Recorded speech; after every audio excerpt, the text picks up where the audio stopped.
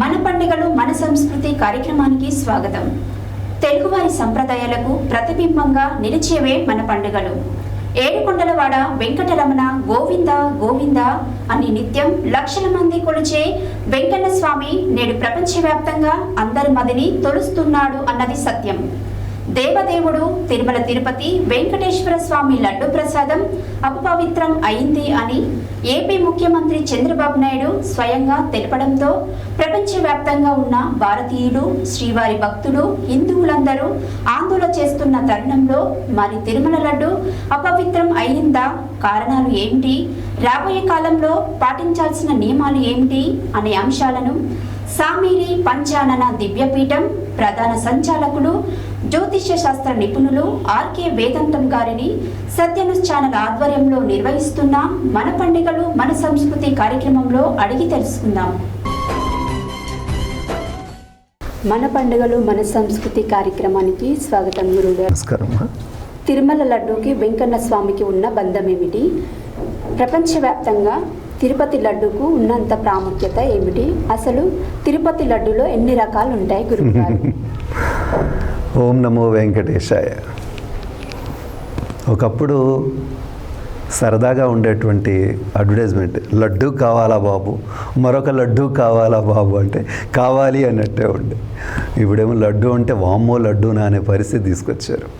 ఇది చాలా దారుణమైనటువంటి పరిస్థితి, ఇలా జరగకూడదు. కాబట్టి ఆ లడ్డు గురించి మనం మాట్లాడుకోవాల్సి వస్తుంది.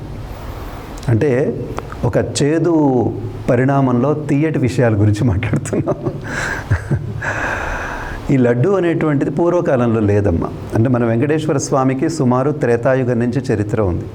కృతాత్రేత అంటే ఇప్పుడు మన ఆదివరాహ స్వామి ఉన్నారు కదా, ఆయన అక్కడ ఉంటారు కదా, అది మనకు కృతయుగంలో అవతారం.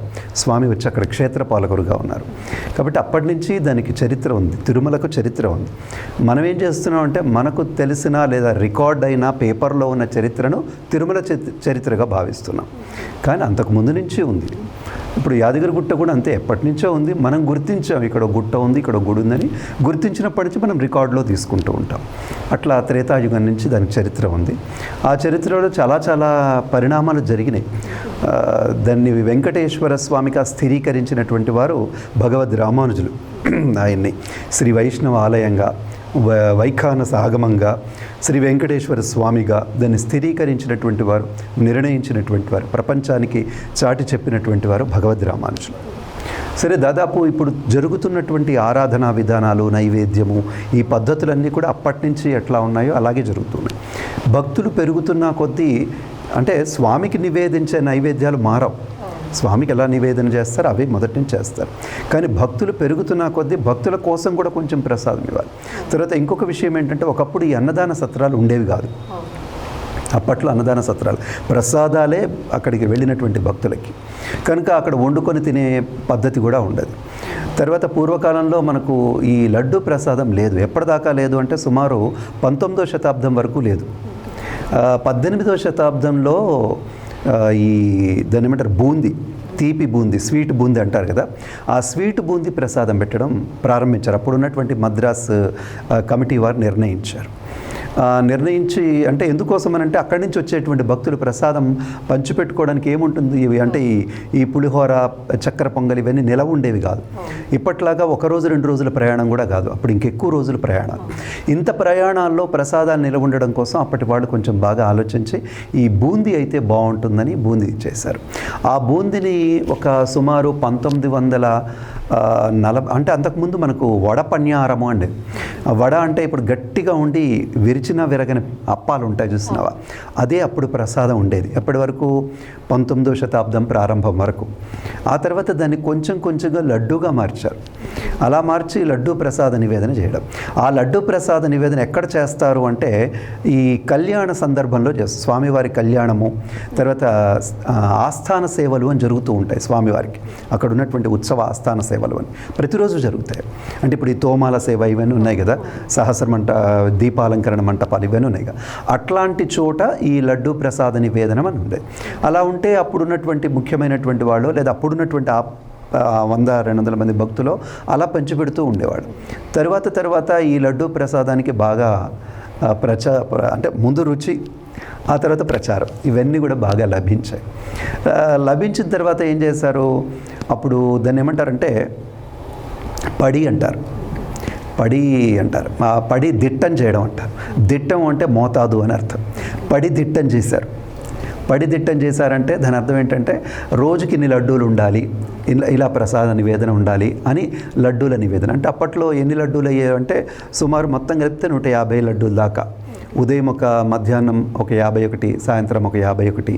దాన్ని పడి అంటే ఒక కేజీ లాంటిది, దిట్టం అంటే మోతాదు, అలా ఎన్ని లడ్డూలు వస్తే అట్లా చేశారు. అట్లా దానికి సంబంధించినటువంటి సరుకులు ఈ రోజున అంటే స్వామివారికి నివేదనలు, అసలు ఆ నివేదనల్లో బోల్డని నివేదనలు జరుగుతాయి. తోమాల సేవ తర్వాత, సహస్ర దీపాలంకరణ సేవ తర్వాత దాని ఏమంటారు అర్చనలు, సహస్రనామ అర్చన తర్వాత, అష్టోత్తరం తర్వాత, ఏకాంతర, మొత్తం 7 సార్లు నివేదనలు జరుగుతాయి. ఆ 7 సార్లలో అనేక రకాల ప్రసాదాలు ఉంటాయి. పాయసాన్నము, క్షీరాన్నము, ముద్గాన్నము, చిత్రాన్నము, తర్వాత మరీచాన్నము, ఇట్లా ఎన్నో రకాలైనటువంటి ప్రసాదాలు నివేదన చేయడం మొదలు పెడతారు. అట్లా చేసినప్పుడు పూర్వకాలంలో లడ్డూలు ఎలా ఉండేవి తిరుపతిలో, చాలా పూర్వకాలంలో లడ్డూలు ఎలా ఉండేవంటే వరిపిండి, మినప్పిండి, తర్వాత పెసరపిండి లాంటి వాటితో చేసినటువంటి చిన్న చిన్న ముద్దలు ఉండేవట. వాటిని ఏమంటారట అంటే మనోహరం అని పిలిచేవాళ్ళట. ఆ మనోహరం అనేది ఇప్పటికి కూడా కంచి అది మన మధుర మీనాక్షి అమ్మవారికి ఈరోజు కూడా మనోహరాల నివేదన పెట్టే విధానం ఈరోజు కూడా ఉందట. ఇప్పటికి కూడా ఉంది. ఇప్పటికి కూడా మన తిరుమలలో ఉంటుంది. ఉదయం పూట మనం తిరువారాధన గోష్ఠికి వెళితే అక్కడ ఉన్నటువంటి వాళ్ళకి కొంతమందికి ఆ మనోహరాలు అందజేస్తూ ఉంటారు. ఇప్పటికి కూడా ఆ పద్ధతి ఉంది. ఇట్లా అనేక రకాలైనటువంటి ప్రసాదాలు ఉంటాయి. ఆ ప్రసాద నివేదనలో లడ్డూ ప్రసాదం అనేది ప్రత్యేకంగా అంటే కొలత పరిణామం, అంటే ఈ పరిమాణంలో లడ్డు ఉండాలి అనేదాన్ని. అంటే సుమారు ఆస్థాన మంటపంలో ఉన్నటువంటి లడ్డు 750 గ్రాములు ఉండాలట, అప్పుడు నిర్ణయించారు. తర్వాత కళ్యాణం లడ్డు 800 గ్రాములు ఉండాలట, చాలా పెద్ద లడ్డు ఉంటుంది. ఒకప్పుడు పెద్ద లడ్డూలే ఉండేవి, అవే ఇస్తూ ఉండేవాళ్ళు. అది కూడా చాలా అరుదు, దొరకడం చాలా కష్టం, దొరికేది. ఆ దొరికితే మన వాళ్ళు వచ్చేటప్పుడు దాంట్లో బొంగులని ఇంకేవో తీసుకొచ్చుకునేవాళ్ళు. దాంట్లో అంటే 1 కేజీ 2 కేజీల బొంగులో ఇంత లడ్డు ఉండేది. అది మొత్తం కలిపి మనం తీసుకొస్తూ ఉండాలి. ఇన్నిటికంటే నువ్వు ఒక ముఖ్యమైన విషయం గమనించాలమ్మా. ఏంటంటే ఆ రోజుల్లో లడ్డు తిరుపతికి వెళ్ళి ఎవరైనా వస్తున్నారంటే, ఆ రోజుల్లో అంటే దాదాపు నాకు తెలిసిన చిన్నతనంలో కూడా నేను చూశాను. ఏంటంటే ఎవరైనా తిరుపతి నుంచి వస్తున్నారంటే ఒక 20-30 మంది దండుగా ఎదురుగుండా స్నానాలు చేసి బొట్లు పెట్టుకొని మంగళారతి పళ్ళని తీసుకొని వాళ్ళకి ఎదురుగుండా వెళ్ళేవాడు. ఆ బస్సు దగ్గరకో లేదంటే అక్కడ పల్లెటూళ్ళు కదా, ఎక్కడ దిగుతారో అక్కడికి వెళ్ళేవాడు. వెళ్ళి ఒక బండ్లను కొంచెం దాన్ని చక్కగా అలంకరణ చేసుకొని ఆ ఎడ్ల బండి మీద వీళ్ళని తీసుకొచ్చి గుడి దాకా ఊరేగింపు తీసుకొచ్చేవాడు.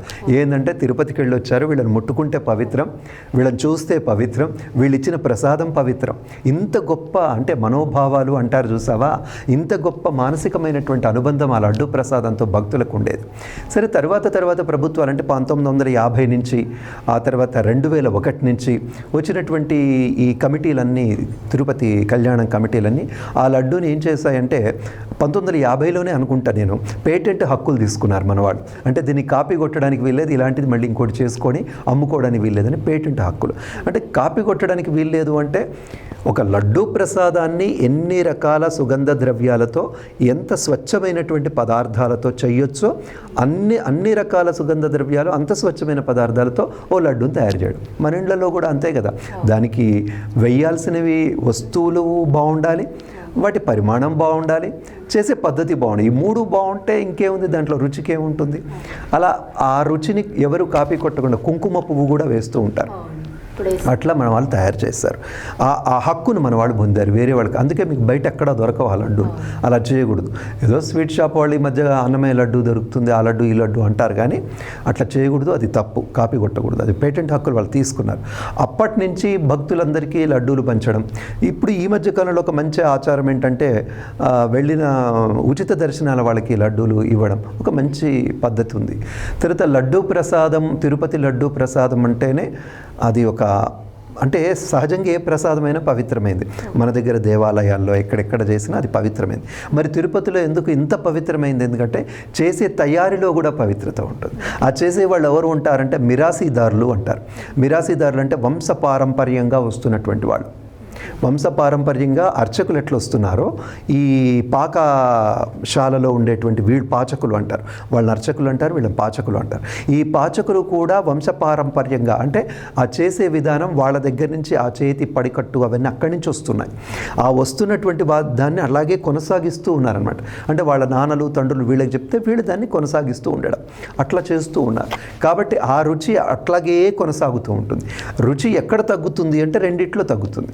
ఒకటి చేస్తున్నటువంటి నిర్లక్ష్యం వల్ల, రెండవది అంటే చేసే పద్ధతిలో ఉండే నిర్లక్ష్యం వల్ల, రెండవది ఏంటంటే పదార్థాలను వాడాల్సినంత వాడకపోవడం వల్ల, వీటన్నిటి వల్ల కూడా తగ్గుతుంది దాంట్లో ఉన్నటువంటి నిల.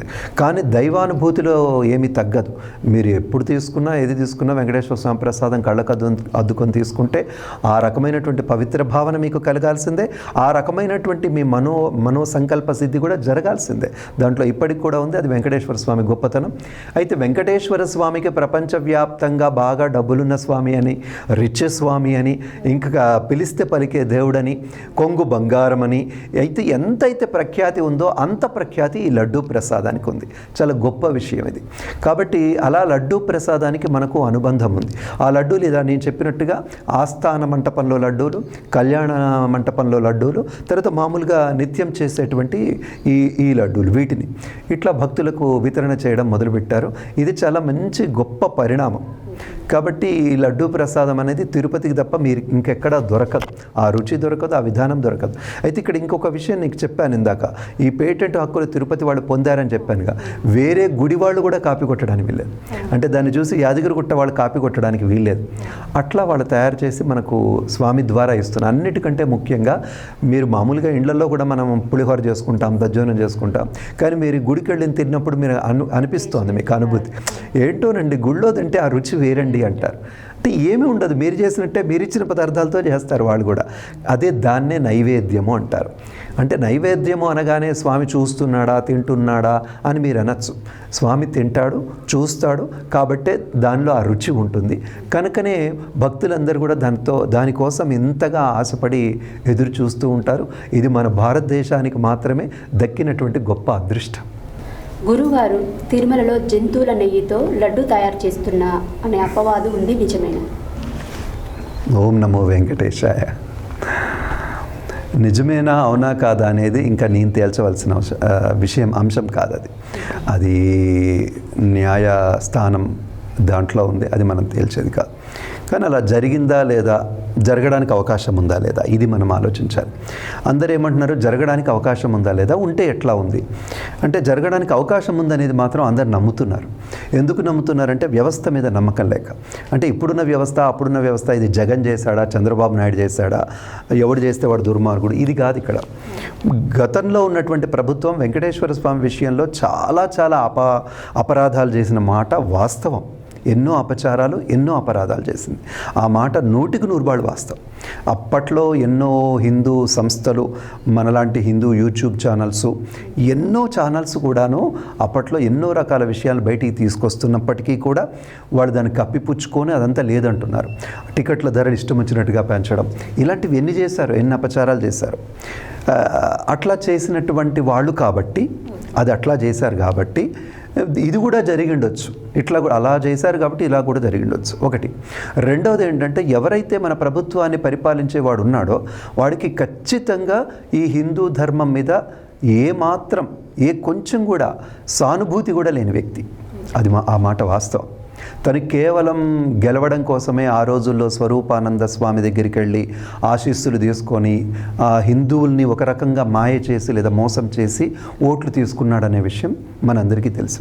అందరూ ఏమంటారంటే, జగన్ గెలిచిన తర్వాత క్రిస్టియన్కి చేసినటువంటి మేలేమైనా ఉందా, ఆయన దాని ఏమంటారు సెక్యులర్గా పరిపాలన చేశాడు కదా అంట. వాళ్ళకి ఎంత మేలు చేశాడో చేయలేదో అది నాకు తెలియదు. కానీ ఈ తిరుపతి విషయంలో ఎంత కీడు చేశాడో మాత్రం నాకు తెలుసు. నాకు కాదు, అందరికీ తెలిసిన విషయం. కాబట్టి ఇది జరిగి ఉండదా. తర్వాత ఆయన ఎవరు, ఈ సుబ్బారెడ్డి గారు ఎవరో ఉన్నారు, వాళ్ళ ఆవిడ పేరు గుర్తులేదు, అడుగడికి దాన్ని ఏమంటారు బైబుల్ పట్టుకొని తిరుగుతూ ఉంటుంది. జగన్ గారి తల్లి కూడా బైబుల్ పట్టుకొని తిరుగుతూ ఉంటుంది. నీ మనసులో 24 గంటలు అంటే నీ కుటుంబంలో 24 గంటలు బైబుల్ పట్టుకొని తిరిగే మీరు, 24 గంటలు బైబిల్ పట్టుకొని తిరిగే మీరు వెంకటేశ్వర స్వామి విషయంలో అపరాధం చేయలేదు అంటే నమ్మడం చాలా కష్టం. చేశారో చేయలేదో తెలియదు, కానీ జనాలు మాత్రం చేశారని అనుకుంటారు. ఎందుకంటే మీరు గతంలో చేసినాయి కాబట్టి. తర్వాత ఇంకోటి ఏంది, అట్లా ఉంటుందండి, మేము ఆ స్వామికి అయితే మీకు ఉన్నది ఇక్కడ కదా, కాబట్టి ఈ స్వామికి సేవ చేసుకుంటామని మీరంటే దాన్ని నేను మీకు ఎదురు ప్రశ్న వేయగలను. ఎట్లా అంటే వాళ్ళు తెలుగుదేశం పార్టీలో ఉంటే ఏంటి, మరో పార్టీలో ఉంటే ఏంటి, మీ పార్టీకి సేవ చేస్తారంటే మీరు ఒప్పుకుంటారా? నేను ఆ పార్టీలోనే ఉండి నీ కండవ కప్పుకొని కానీ నీకు మాత్రం సపోర్ట్ చేస్తా అంటే మీరు ఒప్పుకుంటారు? ఒప్పుకోరు కదా. అంటే మీరు మామూలుగా మిమ్మల్నే నమ్మట్లేదు, మేము సనాతన ధర్మం విషయంలో ఎట్లా నమ్మాలి? అదొకటి. అడుగడికి మీరు పట్టుకొని తిరుగుతున్నారు కదా, బైబిల్ పట్టుకొని తిరుగుతూ ఉన్నారు కదా, ఎట్లా నమ్మాలి మిమ్మల్ని? రెండవది, జగన్ని అడుగుతున్న మనం ప్రశ్న ఏంటంటే, ఆ రోజుల్లో మీకు వీళ్ళే దొరికారా? అటు ఇటు కాకుండా అది పూర్తి వాళ్ళు హిందువులు కాదంటారు, పూర్తి క్రిస్టియన్లు కాదంటారు, వాళ్ళే దొరికారా మీకు? కావాలంటే ఇంక మంచివాళ్ళు బోళ్ళంత మంది ఉంటారు. ఈ భూమన కరుణాకర్ రెడ్డి గురించి నాకు అంతగా పెద్దగా అంటే ఆయన చేస్తాడా చేయడా అనేటువంటి విషయం పెద్దగా తెలియదు. ఎందుకంటే గతంలో తిరుపతిని పర్లేదు బాగానే చేశాడు, అతను గతంలో కూడా ఉన్నప్పుడైతే పర్లేదు బాగానే చేశాడు. కాబట్టి ఇప్పుడు అంత అఘాయిత్యానికి ఒడిగడతాడని నేను అనుకోవట్లేదు, నా వ్యక్తిగత. కానీ మిగిలిన వ్యవహారాలు మాత్రం ఉన్నాయి.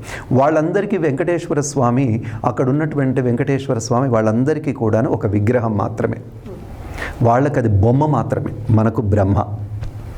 కాబట్టి బొమ్మ అనుకునేవాడు ఏదైనా చేయగలడు, బ్రహ్మ అనుకునేవాడు చేయలేడు. కనుక బ్రహ్మ అనుకునేవాడు మీకు దొరకలేదా?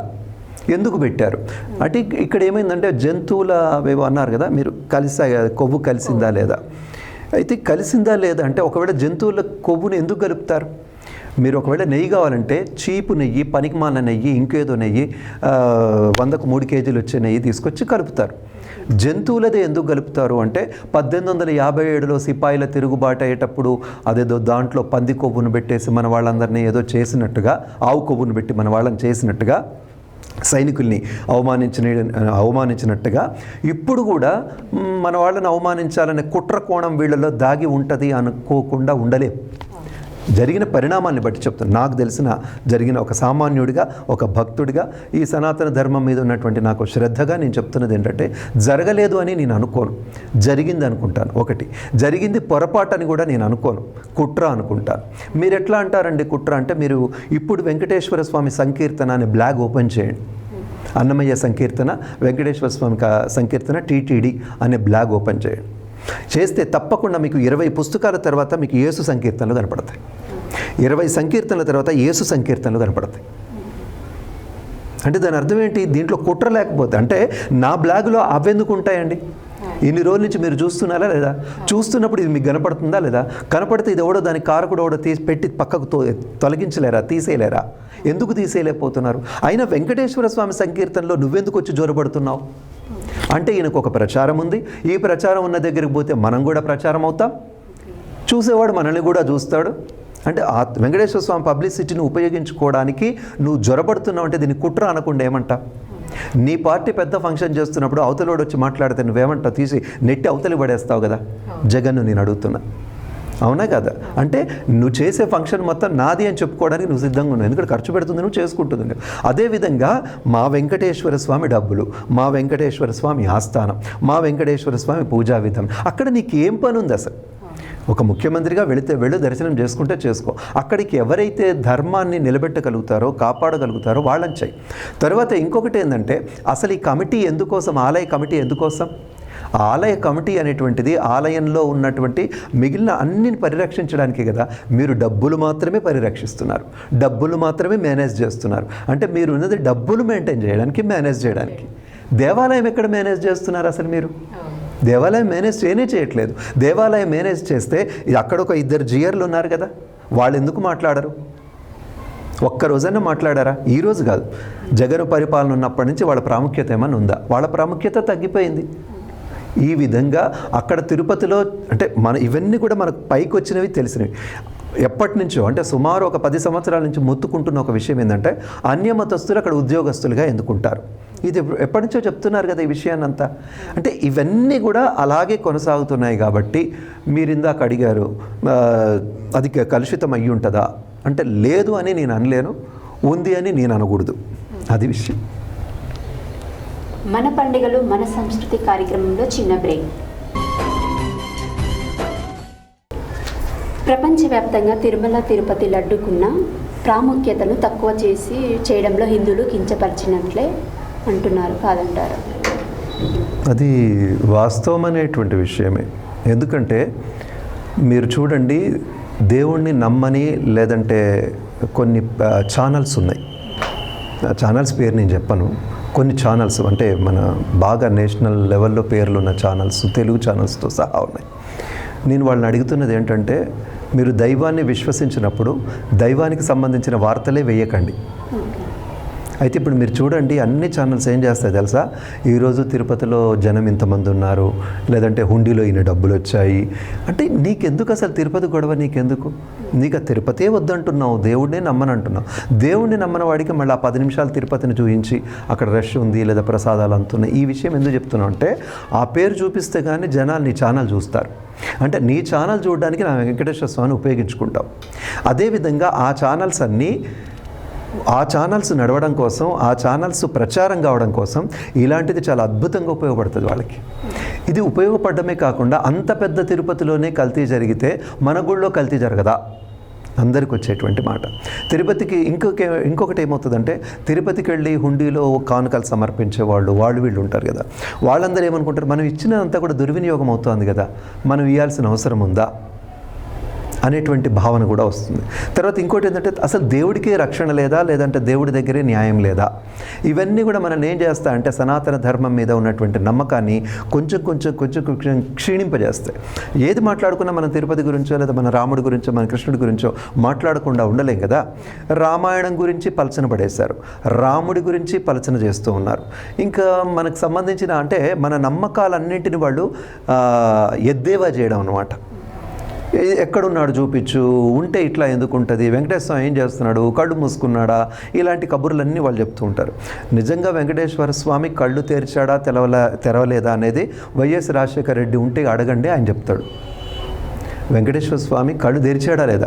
ఆయన 7 కొండల్ని 2 కొండలు చేయదలుచుకున్నాడు. చాలా పెద్ద కుట్ర జరిగింది అప్పుడు ఆ ఉద్యమంలో మేమందరం పాల్గొన్నాం.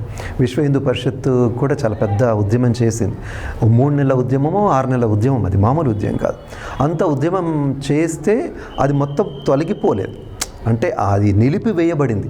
ఏది? 7 కొండల్ని 2 కొండలు చేయడం. 7 కొండలు కంటే ఎక్కువ ఉంటే బ్రిటిష్ వాళ్ళ కాలంలో దాన్ని 7 కొండల వరకు పరిమితం చేశారు. ఆ 7 కొండల వరకు పరిమితం చేసిన దాన్ని గౌరవనీయ రాజశేఖర రెడ్డి గారు 2 కొండలకే పరిమితం చేద్దామని చూశారు.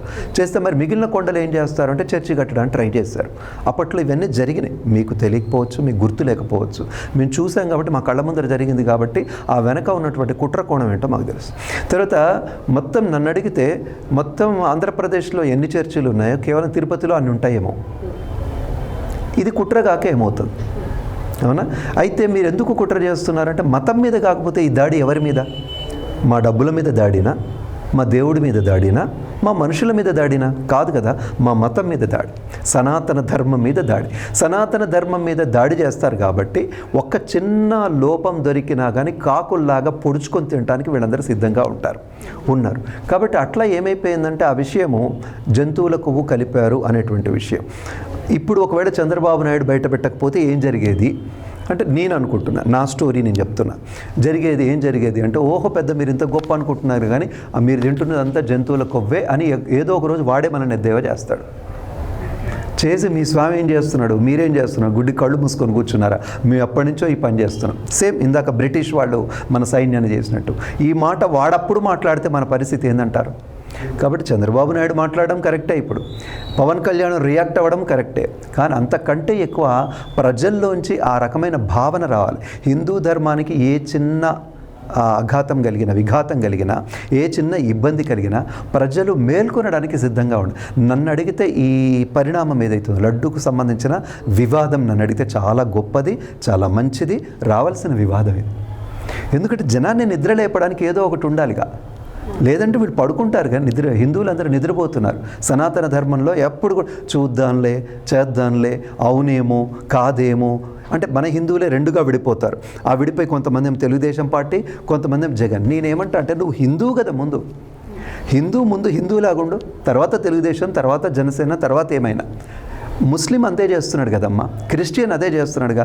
వాడు మాట్లాడితే ముందు క్రిస్టియన్ లాగా మాట్లాడుతున్నాడు, వాడు చేస్తే ముందు ముస్లిం లాగా చేస్తున్నాడు. నేను సనాతన ధార్మికులను లేదంటే నాది సనాతన ధర్మం అనుకునేటువంటి వాళ్ళని నేను ఏమంటున్నానంటే, మీరు ముందు సనాతన ధర్మానికి సంబంధించిన వాళ్ళుగా దాన్ని ప్రవర్తించడం నేర్చుకోండి, దాని పట్ల రియాక్ట్ అవ్వడం నేర్చుకోండి, ఎదిరించడం నేర్చుకోండి, ప్రశ్నించడం నేర్చుకోండి, అలా జరగకుండా చూడడం నేర్చుకోండి. తర్వాత మళ్ళీ మన జగను, తర్వాత మళ్ళీ మన చంద్రబాబు నాయుడు, అది వేరే విషయం.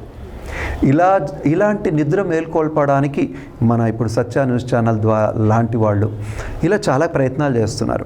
ఇవన్నీ కూడా ఉపయోగపడతాయి, ఈ సందర్భంలో వాళ్ళని ఒకసారి కదిలించడానికి పనికొస్తాయి. కాబట్టి ఇది ఒక గొప్ప పరిణామం అనే నేను అనుకుంటున్నాను. అంటే పవన్ కళ్యాణ్ ఇప్పుడు ఆగ్రహం వ్యక్తం చేయడం నిజమే అంటారు మీరు? నిజం కాదమ్మా, సరిపోదు అది. అసలు పవన్ కళ్యాణ్ ఒక్కడే ఎందుకు చేయాలి? మిగిలిన వాళ్ళందరూ ఏం చేస్తున్నారు?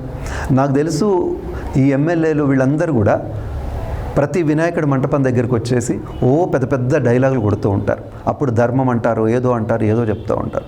వీళ్ళు ఎలక్షన్లకు ముందు ప్రతి గుడికి పోయి ఒకటే సాగిలబడి దండాలు పెడతా ఉంటారు. అంటే దాని అర్థం ఏంటి? ఈ దేవుడు నన్ను కాపాడాలి, ఈ దేవుడు నన్ను గెలిపించాలి. మరి గెలిపించాడు కదా. ఏ దేవుడు నిన్ను గెలిపించాడు అనుకుంటున్నావు అంటే ప్రజలు గెలిపిస్తారనే నమ్మకం కాదు, దేవుడు గెలిపిస్తాడనే నమ్మకం కూడా ఒకటి ఉంది కదా. ఏ దేవుడు ప్రజల ద్వారా నిన్ను గెలిపించాడో ఆ దేవుడికి కష్టం కలిగినప్పుడు మీరందరూ ఎందుకు నోరు మూసుకుంటున్నారు? ఏ పార్టీ అయితే ఏందంట, నువ్వు ముందు హిందువు కదా, మీ అందరి భార్యల మెడల్లో పుస్తెలు ఉన్నాయి కదా, మీ అందరి భార్యల నుదుట కుంకుమ ఉంది కదా, మీ కడపకు పసుపు ఉంది కదా, మీ ఇంటికి తోరణాలు ఉన్నాయి కదా, అవన్నీ ఏం సమాధానం చెప్తారు మీరు? వాటికే కదా ఇప్పుడు వచ్చింది ఈ రకమైనటువంటి పరీక్ష వచ్చింది. వాటన్నిటికీ మీరు ఏం సమాధానం చెప్తారు? అంటే ఇంట్లోనేమో బొట్లు పెట్టుకొని పూజలు చేసుకొని ఉంటారు, బయట ఏమైపోయినా పర్లేదు, మళ్ళీ పార్టీ తరఫున మాట్లాడతాం, లేదా సెక్యులరిజం మాట్లాడతాం. ఇంకే సెక్యులరిజం అంటే ఏంటమ్మా? ఏ మతం వాడు ఆ మతానికి సంబంధించినటువంటి ఆచార వ్యవహారాల్ని స్వేచ్ఛగా జరుపుకోవచ్చు. ఆ స్వేచ్ఛ మత స్వేచ్ఛ అంటారు.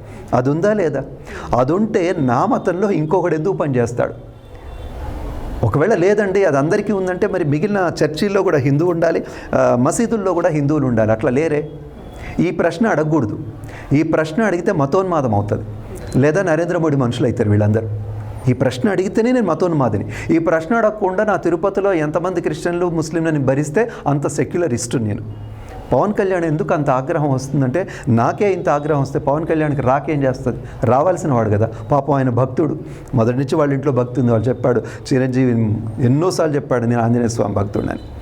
చిరంజీవి చెప్పాడు, పవన్ కళ్యాణ్ చెప్పాడు, ఆయన వారాహి దీక్షలో ఉన్నాడు. అంటే హిందూ అంటే వాళ్ళు బహిర్గతంగా హిందూ ధర్మాన్ని ఆచరిస్తున్నారు కాబట్టి వాళ్ళు ఆ మాట మాట్లాడడంలో తప్పేముంది? తర్వాత ఆయన మాట్లాడకపోతే ఇంకెవరు మాట్లాడాలి? ఈ పరిపాలన చేస్తున్నటువంటి అందరూ ఏమనుకుంటున్నారంటే ఇది జగన్ మీద పోరాటం అనుకుంటున్నారు. నేనేమంటా అంటే అది జగన్ మీద పోరాటమైనా పర్లేదు, ఆ పోరాటం నాకు కావాలి అంటున్నా. ఎందుకోసం అంటున్నానంటే మరి హిందూ ధర్మం గురించి ఎవరో ఒకళ్ళు ఏదో విధంగా మాట్లాడాలి కదా. రెండవది, జగన్ మీద పోరాటం అయినా పర్లేదు, ఎందుకంటే రేపు వీడు చేయబోయేది రాజకీయమే కదా. జగన్ చేసింది అంటే ఒక దేవాలయంలో రాజకీయ వ్యవస్థకు సంబంధించిన అధ్యక్షుడు ఎందుకు ఉండాలి? భక్తుడు ఉండాలి కదా. రోజు దేవాలయానికి వచ్చేవాడో, దానికి దేవాలయానికి సంబంధించినటువంటి కార్యక్రమాలు తెలిసిన వాడినో కాకుండా మా పార్టీ వాడిని, అంటే ఏ పార్టీ వాడు గెలిస్తే ఎమ్మెల్యేలో వాళ్ళు వీళ్ళు గెలిస్తే ఆ పార్టీ వాడిని ఏమన్నా చోటా మోటా నాయకుడు వీళ్ళకు ఉంటాడు, అండదండగా ఉండాలి, బ్యాక్గ్రౌండ్ ఉండాలి కాబట్టి వాడు చేతి కిందటువంటి మనుషుల్ని తీసుకొచ్చి ఆ దేవాలయానికి అధ్యక్షుడు చేస్తారు. నిన్న మొన్న వాళ్ళందరూ కూడా ఆ ఎమ్మెల్యే చుట్టూ తిరిగినోడు, కొత్తగా గుడి చుట్టూ తిరగమంటే వాడెందుకు తిరుగుతాడు? దేవుడి కార్యక్రమాల్లో వాడు ఉండడండి. కేవలం ఆ నాయకుడు వస్తున్నా అంటే వీడు నిలబడతాడు, ఆ నాయకుడి కోసం దర్వాజ దగ్గర ఎదురు చూస్తూ నిలబడతాడు. రాముడి కోసం ఇప్పుడు మన రామాలయమైనా ఎక్కడైనా అంతే, మీరు ఎక్కడ చూడండి. నేను ఒకటే అంట, రాజకీయ నాయకులు మా ఆలయంలో ఎందుకు? రామాలయంలో రాజకీయ నాయకులు ఎందుకండి? మాకు కావాలంటే భక్తులను పెట్టుకుంటాం, లేదా బాగా మాకు దాని ఏమంటారు దాతృత్వం ఉన్నటువంటి డబ్బులు ఇచ్చేటువంటి వాడిని పెట్టుకుంటాం. ఎందుకు మీరు రాజకీయ నాయకులు పెడతారు? మీరు పెడుతున్నారు కాబట్టే కదా భ్రష్టు పడుతున్నాయి. కాబట్టి రేపు పవన్ కళ్యాణ్ కూడా ఎందుకు ఇంత ఆగ్రహావేశాలతో ఉన్నాడంటే, ఇంత ఆగ్రహావేశాలతో ఉన్నవాడు రేపు ఆ పొరపాటు చేయడు. ఒకవేళ వీలైతే ధర్మ సంబంధమైనటువంటి వ్యక్తుల్నే నిర్ణయించడానికి సిద్ధంగా ఉంటాడు. రెండవది ఏంటంటే, దీని ద్వారా జరిగే ముందు నాకు తిరుపతి ప్రక్షాళన జరుగుతుంది, అది చాలా ముఖ్యం. నాకు పవన్ కళ్యాణ్ చేసేది నిజమంటారు? అసలు జరగాలి. ఆయన రేపు మళ్ళీ రాంగ్ స్టెప్ వేయలేడు కదా, మనకొకటి చెప్పి తనొకటి చేయలేడు కదా. అప్పుడు యోగి ఆదిత్యనాథ్ లాగా ఒకటి ఈ భారతదేశంలో మరొకటి తయారు కావాల్సి ఉంది, మన తెలుగు ప్రాంతంలో తయారు కావాల్సి ఉంది. అందరూ ఏమంటున్నారు, మీరు నరేంద్ర మోడీనే భరించడంటారా బాబు, యోగి ఆదిత్యనాథ్ వస్తే ఇంకా కష్టం అంటున్నారు కదా. రేపు ఇంకో మాట కూడా చెప్పుకోవాలి, వీళ్ళిద్దరినన్నా భరించను కానీ పవన్ కళ్యాణ్ వస్తే ఇంకా కష్టం రా అని చెప్పుకోవాలి రేపు. కాబట్టి నాకు పవన్ కళ్యాణ్ చేసింది చాలా బాగుంది.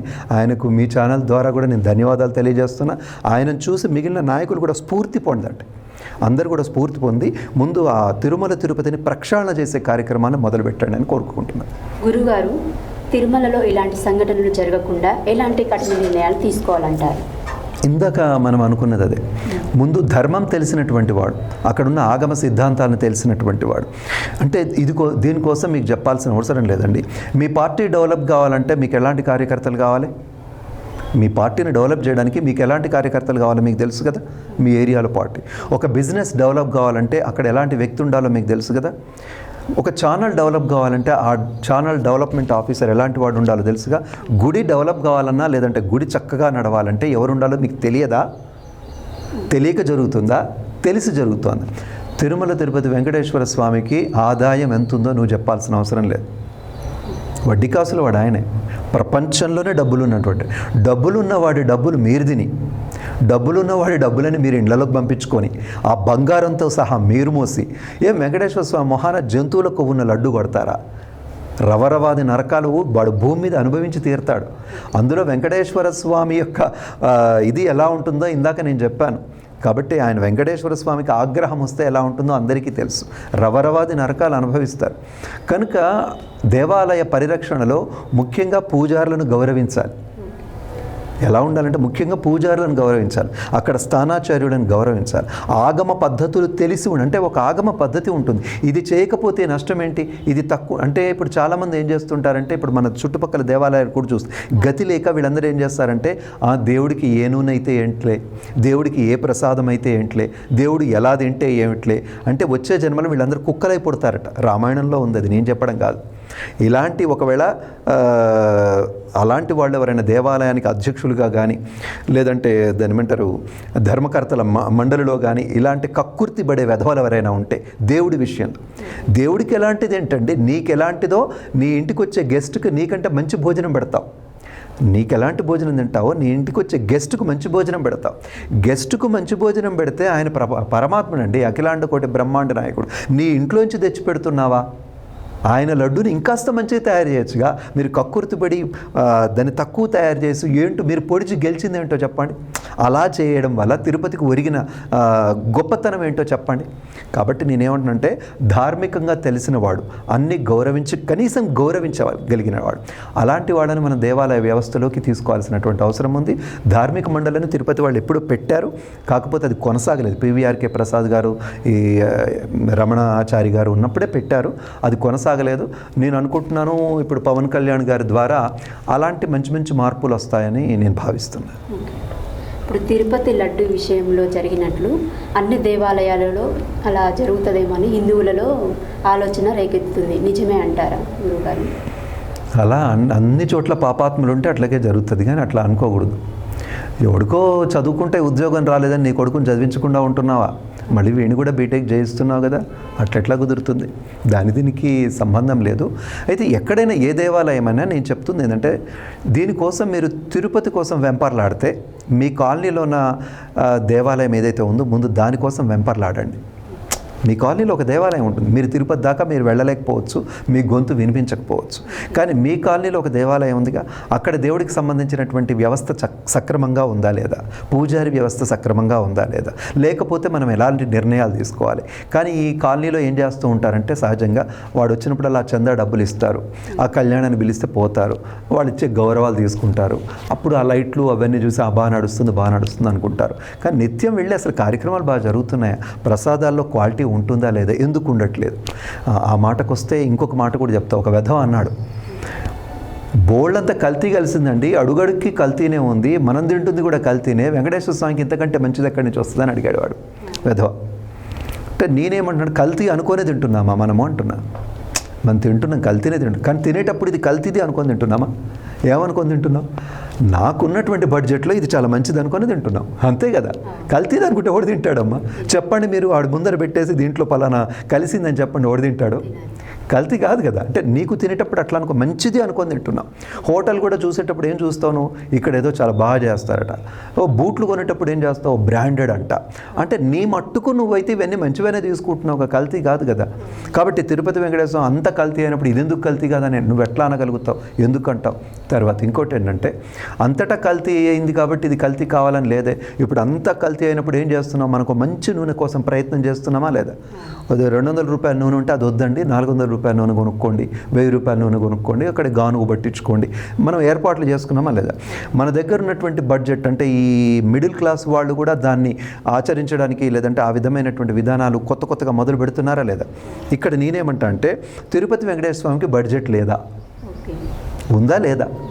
మరి ఆయన మంచి అంటే కుంకుమ తోట కావాలంటే కుంకుమ తోట పండించుకోగలడు, గుర్తం మంచిది కావాలంటే గోవుల్ని పెంచుకోగలడు. ఆయనకి ఏది కావాలంటే అది ఉంది కదండి. నువ్వు వేసుకునే రోడ్లు తిరుపతి వెంకటేశ్వర స్వామి డబ్బులే, మీరు వేసుకునే రోడ్లు అవేనండి, మీరు తిరుగుతున్న కార్లు అవేనండి. అక్కడ ఆఫీసు నీకు 1,00,000 రూపాయలా? ఈ కల్తీ కలుపుతున్నందుకు, ఈ డబ్బులు మెయింటైన్ చేస్తున్నందుకు నీకేమో 1,00,000 రూపాయలా? నువ్వు చేసే పనేమో కల్తీ కలపడమా, తినేదేమో స్వామివారి సొమ్మా? కాబట్టి నేనేమంటానంటే, ఏ మార్పులు చేయొచ్చు అంటే, నా ఉద్దేశం పవన్ కళ్యాణ్ గారి మీద నాకు గొప్ప ఆశ ఉంది. అంటే సినిమా యాక్టర్గా కాదు, ఈ ధార్మికమైనటువంటి వ్యవస్థలో నాకు ఆయన మీద ఒక గొప్ప అభిమానం ఉంది. ఎలా అంటే, తప్పకుండా ఆయన వస్తే గొప్ప గోశాల, అక్కడే కాదు అసలు దేశమంతా గోశాలలు వస్తాయి. తిరుపతిలో ఒక గోశాల, మనం స్వామివారికి ఎంత నెయ్యి కావాలో అంత పెద్ద గోశాలను మనం పెట్టుకోగలం, చేయగలం. అంత భూమి ఉంది, అంత దానికి సంబంధించినటువంటి ధన సంపాదన కూడా ఉంది. అసలు భక్తులే ఇస్తున్నారమ్మా, ఇవ్వడానికి సిద్ధంగా ఉన్నారుగా. నీ వైపు నుంచి నువ్వు ఒక గోవును పోషించడానికి ఈరోజు 8 లక్షల మంది ఉన్నారు. 8 లక్షల గోవులు సరిపోతాయా లేదా అడగండి. రేపు పవన్ కళ్యాణ్ చేయబోయేది అదే. కాబట్టి గో సంపద పెరుగుతోంది, తద్వారా మిగిలినటువంటి దేవాలయాలు కూడా ఆ రకమైనటువంటిది వస్తుంది. కనుక నేను భక్తులందరినీ ఏం కోరుకుంటున్నా అంటే, మీరు అలా నిరాశ చెందకండి. తిరుపతిలోనే ఇలా జరిగింది కాబట్టి, తిరుపతిలో అలా జరగడం అనేది మన నిర్లక్ష్యమే. కేవలం స్వరూపానంద స్వామి దగ్గర ముద్దు పెట్టుకుంటే వాడికి ఓటేసిన పాపం ఎక్కడికి పోతుంది? ఆ పాపానికి మనం జంతు కొవ్వులు ప్రసాదంగా తీసుకున్నామేమో నాకు తెలియదు. కాబట్టి ఆ పాపమే. కానీ అట్లా అని మీరు మీ దగ్గర దేవాలయాన్ని నిర్లక్ష్యం చేయకండి, వెళ్ళండి, కూర్చోండి. ఇది మన దేవాలయం అండి. దేవాలయం అంటే అందరి సొమ్ము. మాట్లాడండి, మంచిగా ఉందా లేదా అడగండి, మంచిగా ఉండడానికి ఏం చేయాలో అడగండి, అడిగి దాన్ని ప్రక్షాళన చేసుకోవాల్సిన. అందుకే నేను అన్నాను, ఈ వివాదం చాలా మంచిది. మనల్ని మనం ఒకసారి వెనక్కి తిరుగు చూసుకోవడానికి, సక్రమమైనటువంటి పద్ధతిలో మళ్ళీ ఒకసారి నడిపించుకోవడానికి ఈ వివాదం చాలా బాగుంటుంది.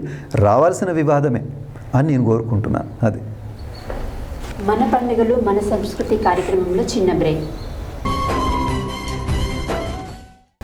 తిరుమల తిరుపతి వెంకన్న సన్నిధిలో సంప్రోక్షణ చేస్తే దోషం పోతుందా గురువుగారు? మరి ఏం చేస్తూ పోతుందో ఎవరైనా చెప్పాలి. శానిటైజర్ పెట్టి కడగాల, ఏం చేయాలి అదే చెప్పాలి. సంప్రోక్షణ అనేది ఆగమ సిద్ధాంతంలో ఉంది. అది దీనికోసమే చెయ్యరు అసలు. దాదాపు ప్రతి ఉత్సవానికి సంప్రోక్షణ లాంటి కార్యక్రమాలు చేస్తూ ఉంటారు. ఉదాహరణకి మనం బ్రహ్మోత్సవాలు చేస్తాం. ఆ బ్రహ్మోత్సవాలు అయిపోయాక చక్రతీర్థమని ఒకటి ఉంటుంది. స్వామివారిని ఆ నీళ్లలో అక్కడ ఉన్నటువంటి దాన్ని ఏమంటారు కోనేరులో స్నానం చేయించడం, అది సంప్రోక్షణే. అంటే ఇన్ని రోజులు స్వామివారు బయట ఉంటారు కాబట్టి, లేదా మాడవీధుల్లో తిరిగినప్పుడు ఇలాంటి సంప్రోక్షణ అనేది రెగ్యులర్గా చేసే కార్యక్రమం.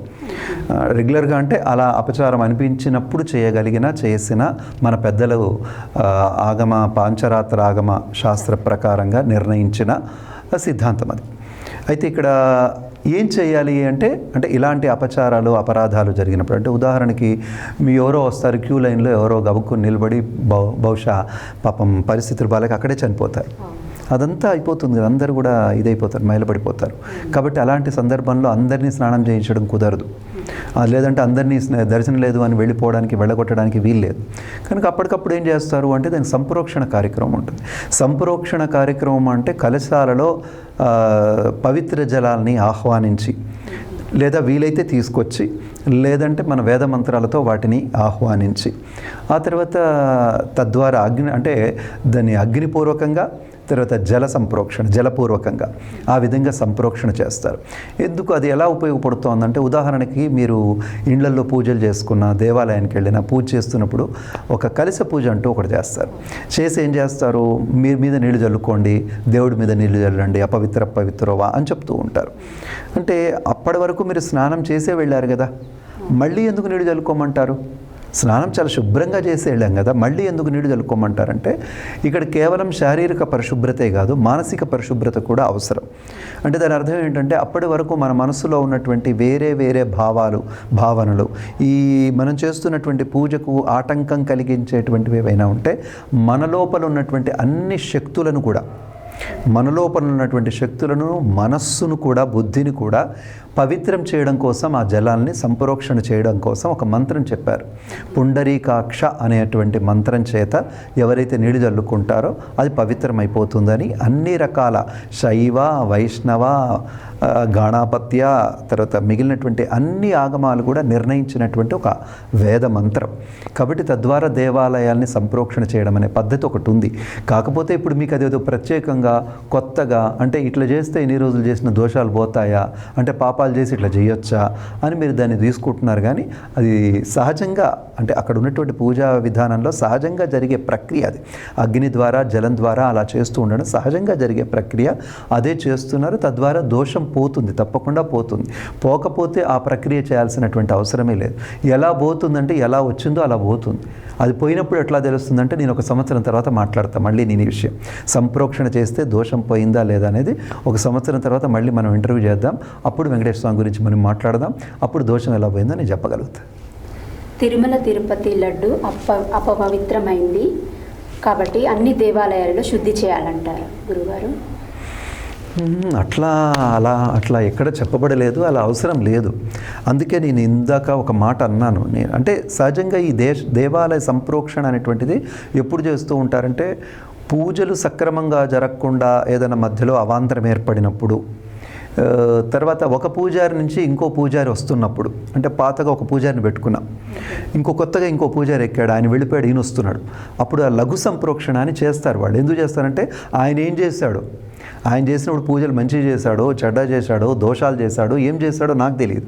కాబట్టి మరి నేను పూజ కోసం నేను ప్రారంభం చేస్తూ ఉంటే, అలాగే దోషపూరితమైనటువంటి దేవాలయంలో నేను చేయలేను కదా.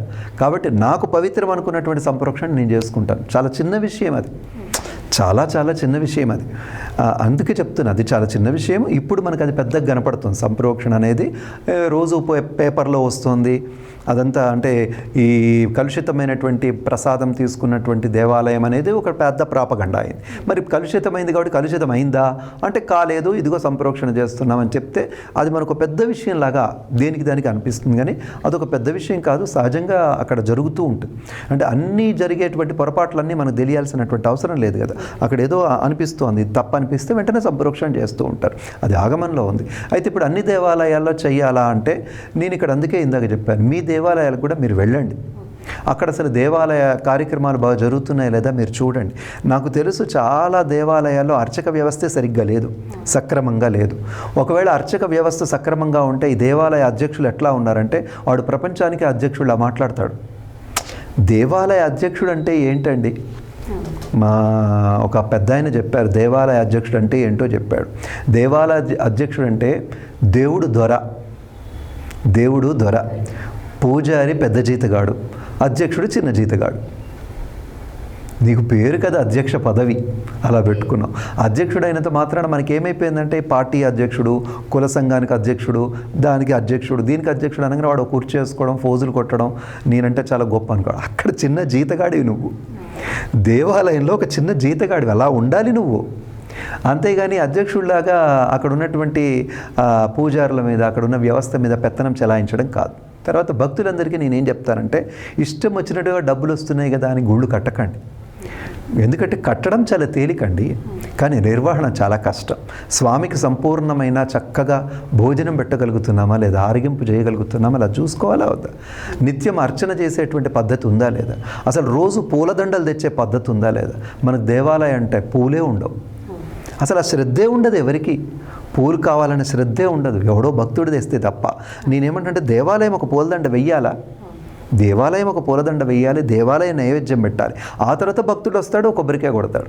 కానీ నిత్య ఆరాధన కోసం నువ్వు నియమంగా అక్కడ అధ్యక్షుడిగా ఉన్నావు కాబట్టి, నియమంగా అక్కడ పూజారిగా ఉన్నావు కాబట్టి, నీవి ఖచ్చితంగా సక్రమంగా దాని ఏమంటారు ధర్మ పద్ధతిలో నడుస్తున్నాయా, ఆగమ పద్ధతిలో నడుస్తున్నాయా లేదా ఇప్పటికైనా మీరందరూ మేల్కొని మీ కాలనీలలో మీ చుట్టుపక్కల ఉండేటువంటి దగ్గర చూసుకొని లేకపోతే ఇప్పుడు లఘు సంప్రోక్షణ చేసుకోవచ్చు, తప్పులేదు. మీరిచ్చేటువంటి నూనెలో, మీరిచ్చేటువంటి పదార్థాలు, వస్తు ద్రవ్యాలలో లోపాలు ఉన్నాయని చెప్తే, నేను ఇందాక చెప్పాను కదా, అలా లోపాలు ఉన్నాయని తెలిసి మా దగ్గర ఒక ఆయన ఏమంటాడంటే, మేము నూనెకి వెళ్ళినప్పుడు ఈ నూనె తీసుకుపోండి దీపారాధన నూనె అంటాడు. ఈ నూనె తీసుకెళ్ళాలంటే దీపారాధన నూనె ఏంది అసలు? మనం వాడుకునే నూనె కదా పోయాల్సింది. దీపారాధన నూనె అంటే పనికిమాలిన నూనె అని అర్థం. అంటే దేవుడికి నువ్వు ఏ నూనెతో దీపం వెలిగిస్తున్నావు? పనికిమాలిన నూనెతో దీపం. పనికిమాలిన నూనెతో దీపం పెట్టి నాకు పుణ్యం రావాలి, ఇంకేదో రావాలంటే వస్తుందా? అసలు ముందు ఆ పాపం అంతా ఎక్కడికి పోతుంది? ముందు పూజారి వెలిగిస్తున్నాడు, నువ్వు తీసుకొస్తున్నావు. వెలిగించిన పూజ, ఒకవేళ ఆ పూజారి కనుక నేను వెలిగించానండి ఈ నూనె పనికిరాదని అనుకో, నువ్వు వెళ్ళిపో, వెలిగించే పూజారి వస్తాడంటాడు ఈ అధ్యక్షుడు. అంతేగాని దేవుడికి సక్రమంగా చేద్దాం. ఈ మన డబ్బులన్నీ ఎక్కడ ఖర్చు పెడుతున్నామో తెలుసా? దేవాలయానికి ఎలక్ట్రిసిటీ లైట్లు వేయడానికి, పెద్ద నాయకుల్ని పిలవడానికి, రెడ్ కార్పెట్లు బరవడానికి, ఫ్లెక్సీలు పెట్టడానికి, వీటికి ఉపయోగిస్తున్నాం మన డబ్బులన్నీ. దేవుడికి పూజకు దానికే ఉపయోగించట్లే. ఇది ఎట్లా ఉందంటే, వారం రోజుల నుంచి భోజనం అన్నం పెట్టకుండా పిల్లగాడికి బర్త్డే ఫంక్షన్ బండారు గార్డెన్స్లో చేసినట్టు ఉంది. అరే ముందు వాడికి తిండి పెట్టాలి, వాడి ఆరోగ్యం బాగుండాలి కదా. జ్వరం వచ్చిన పిల్లగాడు, తిండి లేని పిల్లగాడిని తీసుకుపోయి పెద్ద ఫంక్షన్ చేస్తే ఏం లాభం అండి? అదేవిధంగా అందులో దైవాన్ని మనం తీసుకొచ్చుకున్నది మనం. దేవుణ్ణి అక్కడికి ఆ కాలనీకి తీసుకొచ్చుకుంది ఎవరండి? మనం. చందాలు ఇచ్చాం కదా మనం. కాబట్టి ఆయన చూసుకోవాల్సిన బాధ్యత ఎవరిది? మనదే. కాబట్టి భక్తులందరికీ నేను చెప్తున్నాను, అయ్యో ఇట్లా జరిగిందట, అట్లా జరిగిందట, ఇలాగే జరిగితే అసలు నమ్మేది ఎట్లా, ఇటువంటి పిచ్చి కబుర్లు, పిచ్చి మాటలు మాట్లాడకుండా, మీ దగ్గర దేవాలయం ఉంది, మీకు కూడా బాధ్యత ఉంది. దయచేసి మీకు దగ్గరలో దరిదాపుల్లో ఉన్న దేవాలయాల్లో కూడా అలాంటివి జరుగుతున్నాయా, జరగకుండా ఏం చేద్దామని చూసుకోండి. అలాంటిది జరుగుతుందనిపిస్తే సంప్రోక్షణ అనేది ఒక పెద్ద కార్యక్రమం కాదు, చాలా చిన్న కార్యక్రమం చేసుకోవచ్చు. చేయడంలో మంచి ప్రయోజనం కూడా ఉంటుంది. గురువుగారు, తిరుపతి లడ్డు విషయంలో చాలా అపోహలు అనేవి చాలా చక్కగా వివరించారు. మీకు చాలా ధన్యవాదాలు. చాలా సంతోషం అమ్మ, మంచి కార్యక్రమాన్ని మనం చర్చించాం. ఎన్నో సంవత్సరాల చరిత్ర కలిగిన శ్రీవారి తిరుమల లడ్డు ప్రసాదంలో నాణ్యత పాటించాలని, ప్రపంచవ్యాప్తంగా ఉన్న హిందువుల మనోభావాలను దెబ్బతినకుండా చూడాలని గురువుగారు ఆర్కే వేదంత గారు తెలియజేస్తున్నారు. ఆయన చెప్పిన విషయాలను పాటిస్తూ జీవితంలో ఉన్నతంగా ఎదగాలని సత్యన్యూస్ ఛానల్ కోరుకుంటుంది. మరో భక్తి సంస్కృతి కార్యక్రమంతో మళ్ళీ కలుద్దాం. అంతవరకు సెలవు. Stay tune to Satya News. జనం కోసం, జాగృతి కోసం మన ఛానల్ సత్యన్యూస్ ఛానల్.